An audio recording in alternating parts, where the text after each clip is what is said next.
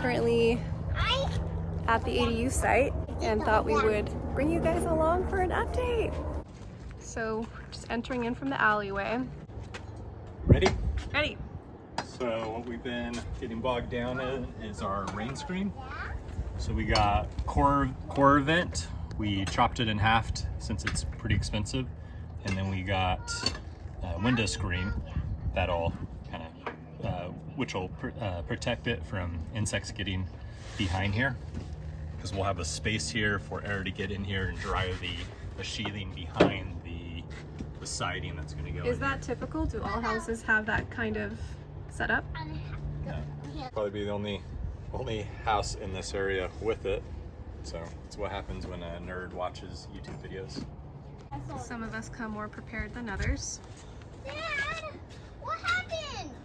Yeah, had to build out a soffit with vents since no one seems to sell that type of material in Bakersfield. So we took that metal venting that's usually used for stucco, and then we put LP smart siding on both sides to trim it out. And over here, all the penetrations are being sealed. So this is technically the front of the house, but it's actually the side of it. The soffits have also been completed in this area.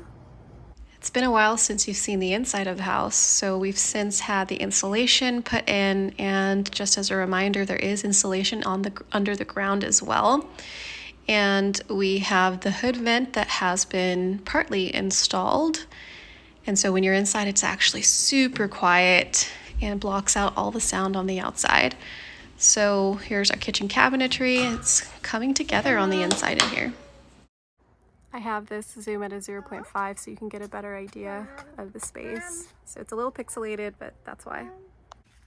We also had the vanity delivered, so this is where it's gonna be, and the tub semi-installed. And I think the last time you guys saw this, the windows were already up. This is the status of the garage right now. It's basically acting as a storage space for all the supplies and equipment.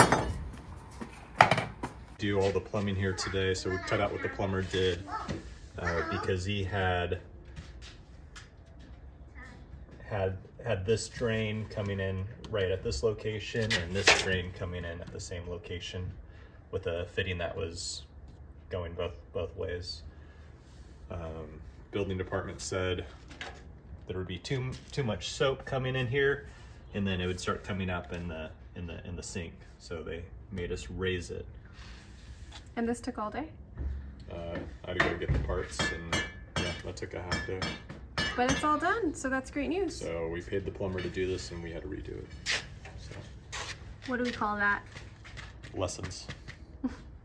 Plumber had on the outside of the wall coming in, and so if you were going to connect your dryer here, it would have to be spaced off far enough to not kink the hose. So this will allow us to push the dryer back, and then the hose gets pushed into the wall. It's vented up vertically, and then we'll pipe this out right here. That sounds pretty nice though. So it'll just save us that much room behind the dryer.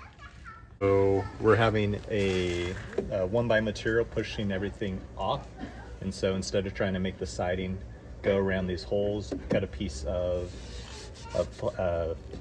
essentially PVC or some plastic that will butt everything up against. And this is the back of the garage, the wall from the outside of the garage. This wall is the one that's facing the main house over here. And then this is part of why we had to redo what the plumber did. Since we're putting siding here, it was recessed too far back, so we wouldn't have been able to access our clean out. So the plumber had the clean out right here, but it was only out like this far, and so when we came and put the siding on it, it would have been hidden in the wall. So we pulled it out a little further so we could access it. So these holes are lessons learned. And then this is where he had the vent. So we'll vent it up a little higher, and then we'll do a block like that, and so it'll be sitting off. A block like this thing right here? So we'll have the width behind it, so get air behind it. And then it'll be mounted further off, so it'll make the siding job easier. We decided to be a little bit more optimistic with the path, and that's why we use this term lessons learned instead of using words like, oh, it was a mistake, and oh, we wish we didn't do that, and this was wrong, and blah, blah, blah. So everything that we're coming across that is somewhat of a hindrance is a new lesson learned. I'm so excited. How pretty are the jasmines right now? Isn't that stunning? So this is the garden of the main house. And we had jasmines put in all the way around, but obviously we had to get rid of them all here so that we could get the construction going. But eventually we're planning on possibly keeping the fence or just leaving a nice big ditch here and growing a lot of the jasmine along the side. These are all privacy windows, so it won't be an issue, but I think aesthetically it will look a lot nicer.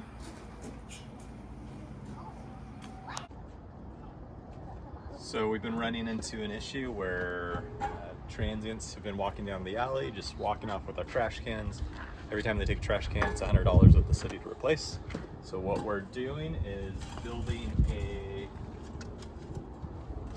gated area that the trash cans can come in and be safe and easy to pull in and pull out. So the fence will come back and it'll be lower on this side, so you can open it up, put trash in it. And then when trash day, you open up the gate here, and you pull it into the alley, and then try to get it back in as soon as possible. And then what issues were you having with the posts? The guy had helping me put hardly any space between the post and the edge of the concrete, so we were concerned it would crack very quickly. So what we're doing is putting another piece of 2x material and then we'll cut this out so there will be more space, room for the concrete around the post. Moving forward, at the end of each video, we're going to be giving you guys 2 to 3 lessons that we personally learned that will hopefully be helpful for you on your construction journey. We can pour concrete right outside the garage door. Make sure there's a slope, so when water gets here, it rolls out. So now we have to grind this down, grind a slope into this so water doesn't go in the garage. So lesson 2, when you're running pipes outside the wall, just leave them long so you don't have to come back and put a coupler to extend it far enough out for your cladding to not block it. So lesson 3 is when you're building 2x6 walls with an inch of exterior insulation, go ahead and pay a little extra, get custom doors with a custom sized jamb, so you're not having to add a jamb extension. And then another issue is pour your concrete all the way out to sit underneath all your sheathing and insulation, so then you have concrete under the entire frame of the door.